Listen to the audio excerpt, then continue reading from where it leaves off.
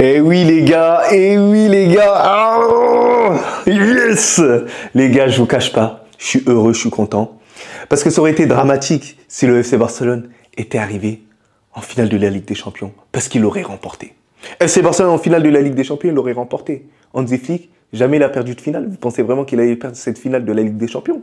Les gars, c'est pas possible. Vous le savez très bien. Ils allaient remporter ça, ils allaient lever ça bien comme il faut. Lamine Yamal aurait eu le ballon d'or. Il aurait été arrogant. Voilà, on n'aurait même pas pu respirer un tout petit peu. Il fallait que le FC Barcelone perde, par pitié. Oui ou non, mais les gars, on va pas se mentir. Donc les gars, avant de commencer la vidéo, n'hésitez pas à vous abonner, à partager la chaîne, mais aussi à activer la cloche, ça me donnera énormément de support. Vous connaissez en bien. Donc les gars, le FC Barcelone s'incline face à cette équipe de l'Inter de Milan, mais avant tout, ces applaudissements s'adressent aux joueurs du FC Barcelone, mais aussi aux joueurs de l'Inter de Milan qui ont été spectaculaires sur ce match-là. Vraiment incroyable. Il n'y a vraiment rien à dire. Les deux équipes ont été stratosphériques. Les deux équipes méritaient entièrement de gagner la Ligue des Champions. Parce que oui, c'était le meilleur match que j'ai jamais vu depuis cette année. C'était le match de l'année. Incroyable bouleversement par-ci, par-là. On pensait que c'était terminé pour l'Inter de Milan. L'Inter de Milan revient au bon moment. Alors c'est vrai qu'il y a quelques petits détails, donc on va revenir. Je vais être dur avec certains joueurs, mais vraiment, je veux chouchouter certains joueurs qui ont été tout simplement stratosphériques, malgré la défaite. Et même du côté de l'Inter de Milan, je vais en chouchouter certains qui ont été tout simplement stratosphériques et qui ont fait en sorte que l'Inter de Milan s'impose au final. Et voilà. Et c'est entièrement mérité aussi du côté de l'Inter de Milan. C'est vrai que c'est un jeu un peu moins raffiné que le FC Barcelone, mais c'est entièrement mérité. Donc les gars, si on fait l'analyse globale dans ce match-là, moi je trouve que cette première mi-temps, elle a été vraiment dominée par cette équipe de l'Inter de Milan, notamment au milieu de terrain. L'Inter de Milan au milieu de terrain a dominé cette équipe du FC Barcelone. On va pas se mentir. Au milieu de terrain, que ce soit Mkhitaryan, que ce soit Çalhanoğlu et Barella, c'était incroyable, spectaculaire, sensationnel. T'as pas vu le milieu de terrain en face. Le seul que tu as vu au milieu de terrain, c'était Pedri. Sinon, De Jong et Olmo, ils étaient à l'agonie. Très mauvais match en première mi-temps. J'arrivais pas à comprendre pourquoi il n'y avait pas assez d'intensité. Même techniquement, à certains moments, ils se faisaient récupérer la balle et ensuite, ça créait des situations dangereuses pour l'Inter de Milan. Et lorsque tu donnes des situations dangereuses à cette équipe de l'Inter de Milan, ça paye cash. Et c'est méchant. Et ça part super vite. Tu as des joueurs comme Lautaro Martinez, tu as des joueurs comme Dumfries, et tu as des joueurs comme ensuite, des Barella qui poussent la balle assez rapidement. Tu sais que c'est dangereux à ce moment-là. Et pourquoi tu n'as pas mis l'intensité qu'il fallait au bon moment? Je ne sais pas. J'arrive pas à comprendre. Résultat, Dumfries prend la balle, passe directement à Lautaro Martinez. Lautaro Martinez, il arrive à marquer ce but-là. Lautaro Martinez, on se posait les questions, est-ce qu'il allait être à 100%? Il a répondu directement. Il a dit, je serai à 100%, t'inquiète pas, on va jouer. Je vais faire en sorte que l'Inter de Milan se qualifie pour la suite de la compétition pour aller en finale. Et oui, c'est dans la mentale, les gars. Et comment je regrette de ne pas l'avoir recruté au Real Madrid parce que c'est un attaquant tout simplement spectaculaire, incroyable, invraisemblable. Alors certes, pour moi, il ne gagnera pas le ballon d'or grâce à tout ça, il n'y a pas de souci. Même si c'est lui qui va chercher le penalty par la suite.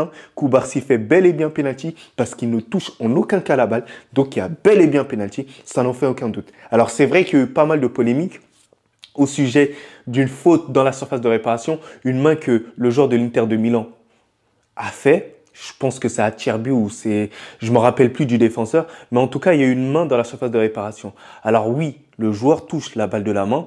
Mais les gars, vous connaissez très bien. Là, sur YouTube, je reste quand même objectif et j'essaie de au maximum comprendre les choses, tu vois. J'enlève vraiment ma cape du Real Madrid. Pour moi, il n'y a pas pénalty dans cette situation-là. Parce que le joueur touche la balle du pied et après, ça touche la main. Vous le savez très bien. Il y a même une situation comme ça où Robert Lewandowski touche la balle du pied et ensuite, il y a une main et l'arbitre n'a pas sifflé faute.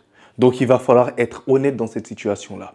Et plus en avant dans le match, en deuxième période, on attendait une réaction du FC Barcelone. Et le FC Barcelone, une nouvelle fois, dans cette saison, a réagi, mais de la plus belle des manières, a dominé cette équipe de l'Inter de Milan. J'étais choqué carrément. Et c'était incroyable. Et Gérard Martin, qui était à l'agonie dans cette première mi-temps, qui n'était nul, zéro pointé, qui était à insulter, il a été stratosphérique sur la deuxième période.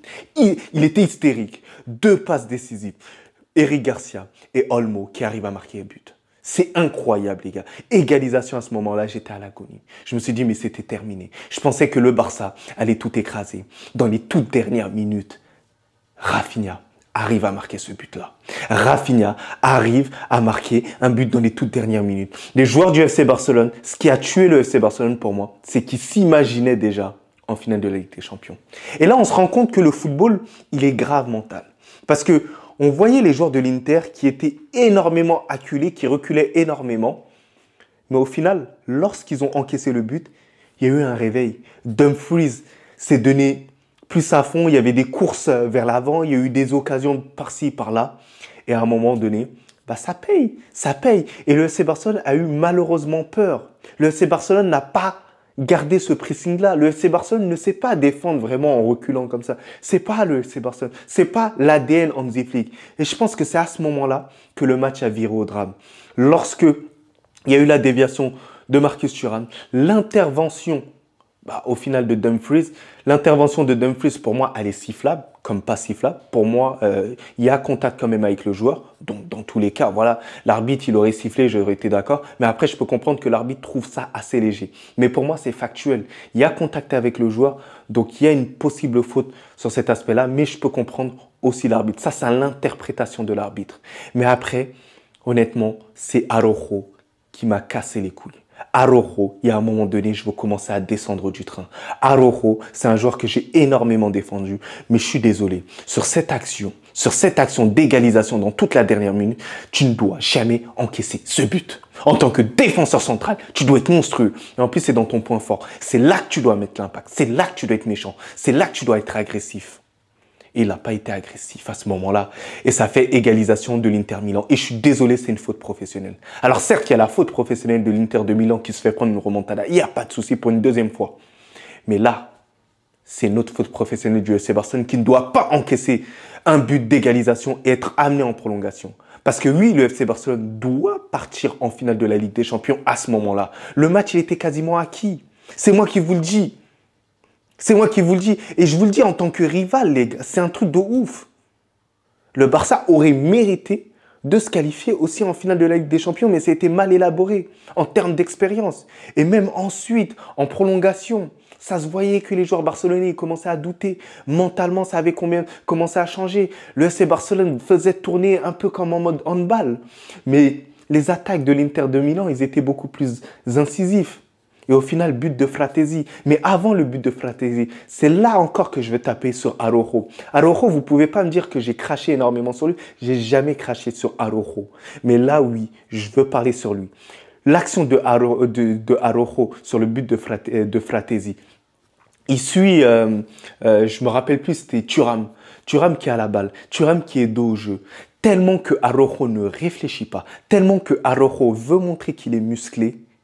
Il veut faire en sorte de passer devant Thuram alors que ce n'est pas nécessaire.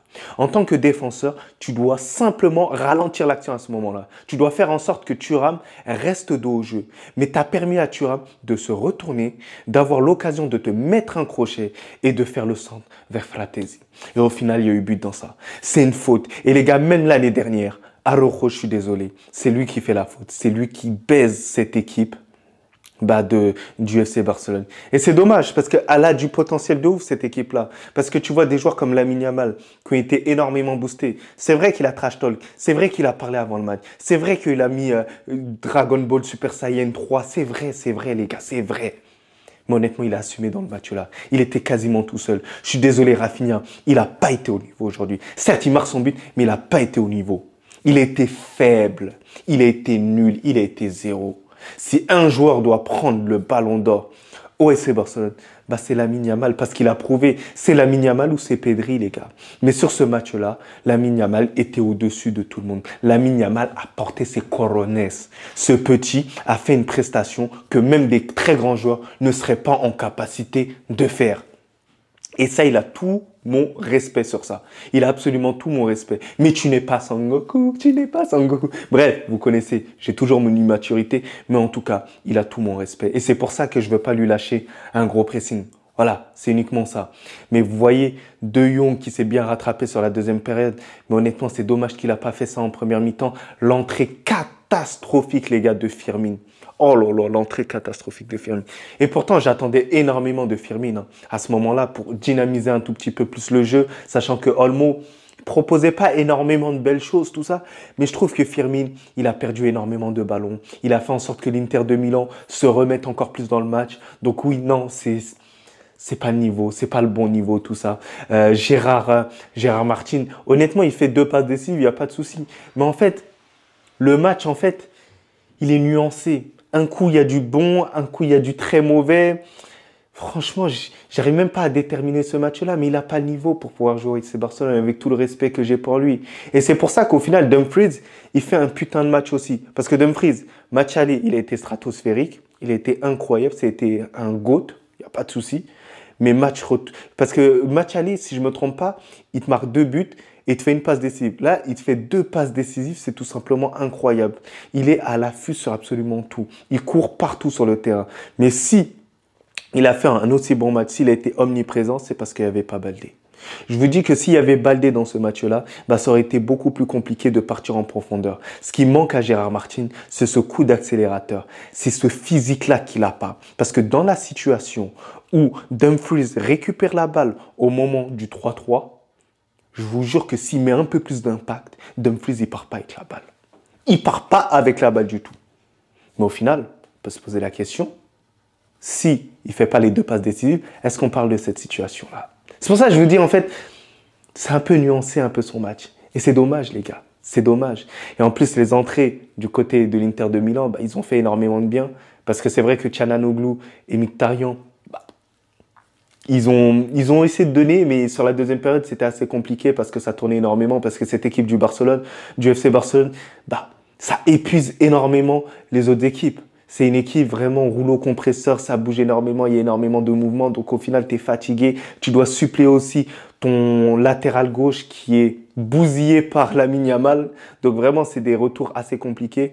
Mais l'entrée de Taremi, elle a fait énormément de bien. Fratesi, ça fait énormément de bien. Et surtout, l'un des GOAT de l'Inter de Milan, bah, ça a été Thuram. Thuram qui est tout simplement stratosphérique et Thuram qui prouve une nouvelle fois qu'il fait partie du top 10 des meilleurs attaquants au monde. Il a parlé français, tout le monde a rigolé, mais au final, il prouve une nouvelle fois. Il prouve une nouvelle fois. Et effectivement, il n'avait pas de snooze à l'intérieur. Il a été fort mentalement dans ce match-là. Certes, il rate peut-être quelques face-à-face, quelques duels à certains moments, mais il a été présent au bon moment, il a fait les efforts défensifs au bon moment et ça a été incroyable dans ce match-là. Franchement, Thuram, il a absolument et vraiment tout mon respect. Et un autre héros aussi du côté de l'Inter de Milan que j'avais complètement oublié, sans ça, Lamine Yamal, il prend le ballon d'or et il part directement en finale de la Ligue des Champions, c'est Sommer. Sommer, il a 36 ans. Le type, il veut pas arrêter, c'est une momie. Il a fait des arrêts, mais incroyables face à Lamine Yamal. Il a écœuré Lamine Yamal. Si Lamine Yamal, c'était Sangoku, lui, c'était Broly. C'était Broly, les gars. C'était Kid Buu, c'était incroyable, les gars. Il récupérait tous les ballons, c'était une dinguerie, frère. Yann Sommer, il a dégoûté le FC Barcelone. Yann Sommer a brisé des Barcelonais. Toi qui es en train de regarder la vidéo, tu sais très bien qu'il t'a brisé le cœur. Yann Sommer, s'il vient, il se fait goumer, les gars. C'est incroyable ce qu'il nous a fait dans ce match-là. Calme, sérénité, bon jeu au pied. C'est l'un des meilleurs gardiens au monde. Et on a tendance vraiment à l'oublier à certains moments, le sous-côté. Mais là, il nous l'a rappelé en 4K. Et ça fait du bien, les gars. Donc vraiment, ce match, vraiment, ça a été un panache. C'était vraiment incroyable. J'ai vraiment kiffé tous les aspects vraiment du jeu. Vraiment déçu un peu de Rafinha. L'entrée de Lewandowski, j'attendais pas énormément parce qu'il n'est pas à 100%. Ferran Torres, il n'a pas eu énormément de situations parce que c'était assez resserré et surtout sur une défense un peu italienne, c'est assez compliqué. Le match d'Acerbi, il est incroyable, il est sensationnel. Il a un caractère vraiment monstrueux. Il fait peur même à ses coéquipiers. En mode, tu viens pas, tu cours pas. Il te crie dessus, il te hurle dessus. Il est vraiment habité par un esprit vraiment de ouf. En fait, c'est un malade dans sa tête. Et franchement, je kiffe ce genre de joueur. Et ça me fait penser, vous savez, aux défenseurs à l'ancienne, un peu comme Chiellini, comme Barzagli. Vous connaissez les joueurs comme ça un peu. Donc voilà, ça me fait plaisir de revoir cet ADN défensif, cette agressivité, cette ténacité du côté de l'Inter de Milan. Et c'est une qualification tout simplement belle. C'est l'opposé du FC Barcelone qui s'est imposé et avec une cohérence. Et ça fait grave plaisir. Et là, on va voir qui va les rejoindre en finale de la Ligue des Champions. Est-ce que ce sera Arsenal? Est-ce que ce sera le Paris Saint-Germain? On espère quand même que ce soit le Paris Saint-Germain. Comme ça, après, on vivra peut-être l'un des plus gros moments de l'histoire du Paris Saint-Germain. Sinon, ça va toi? En tout cas, bien, alhamdoulilah.